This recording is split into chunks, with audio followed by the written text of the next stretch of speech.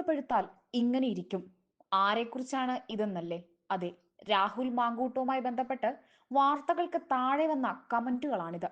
Rahul തിരഞ്ഞെടുപ്പിലൂടെയാണ് youth Congress സംസ്ഥാന പ്രസിഡന്റായി തിരഞ്ഞെടുക്കപ്പെട്ടത്. വ്യാജ വോട്ടുകൾ ചേർത്തും വ്യാജ ID കാർഡുകൾ ഉപയോഗിച്ചുമാണ് രാഹുൽ വിജയിച്ചത് എന്ന പരാതി അന്നു മുതൽ ഉയരുന്നതാണ്. നിരവധി യൂത്ത് കോൺഗ്രസ് പ്രവർത്തകർ പരാതിയുമായി രംഗത്തും എത്തിയിരുന്നു.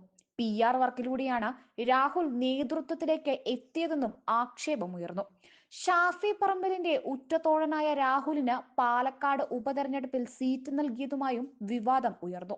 രാഹുലിനെയും ഷാഫിയെയും എതിർത്ത് പാർട്ടിക്ക് പുറത്തേക്ക് നേതാക്കൾ പോവുകയും മറ്റു പാർട്ടികൾക്ക് ഒപ്പം നിന്ന് രാഹുലിന് എതിരെ മത്സരിക്കുകയും ചെയ്തു. അത് രാഹുലിന്റെ പ്രീതി പ്രവർത്തകർക്കിടയിൽ വർദ്ധിപ്പിച്ചു.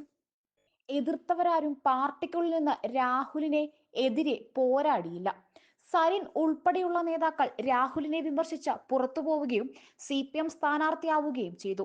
അത് സരിൻ സ്ഥാനമോഹിയാണ് എന്ന് വരുത്തി തീർക്കുവാൻ രാഹുലിനും സാധിച്ചു. പാലക്കാട് ഉപതെരഞ്ഞെടുപ്പിൽ പെട്ടി വിവാദവും ഭരണവിരുദ്ധ തരംഗവും ഷാഫി പറമ്പലിന്റെ പൊതുജന സ്വീകാര്യതയും വോട്ടായി മാറിയപ്പോൾ രാഹുൽ മാങ്കൂട്ടത്തിൽ വിജയിച്ചു കയറി. എന്നാൽ അതിനുശേഷമുള്ള രാഹുലിന്റെ പല പ്രവർത്തികളും കോൺഗ്രസ് പ്രവർത്തകരുടെ ഇടയിൽ തന്നെ മുറുമുറുപ്പ് ഉണ്ടാക്കിയിട്ടുണ്ട്. നിലമ്പൂർ തിരഞ്ഞെടുപ്പുമായി ബന്ധപ്പെട്ട് സോഷ്യൽ മീഡിയയിലൂടെ വെല്ലുവിളി നടത്തി സ്വരാജിനെ സ്ഥാനാർത്ഥിത്വത്തിൽ എത്തിച്ചതും UDF ചർച്ച അവസാനിപ്പിച്ച സാഹചര്യത്തിൽ പാതിരാത്രിയിൽ അൻവറിന്റെ വീട്ടിൽ പോയി ചർച്ച നടത്തിയതും വിവാദമായിരുന്നു. സ്വരാജിനെ സോഷ്യൽ മീഡിയയിലൂടെ വെല്ലുവിളിക്കുമ്പോൾ ഒരു സൈബർ പ്രവർത്തകന്റെ നിലയിലേക്ക് ഒരു MLA താഴുകയാണ് ഉണ്ടായത് എന്ന വിമർശനവും ഉയർന്നു. അതുപോലെ തന്നെയാണ് രാത്രിയിൽ അൻവറുമായി നടത്തിയ ചർച്ചയും.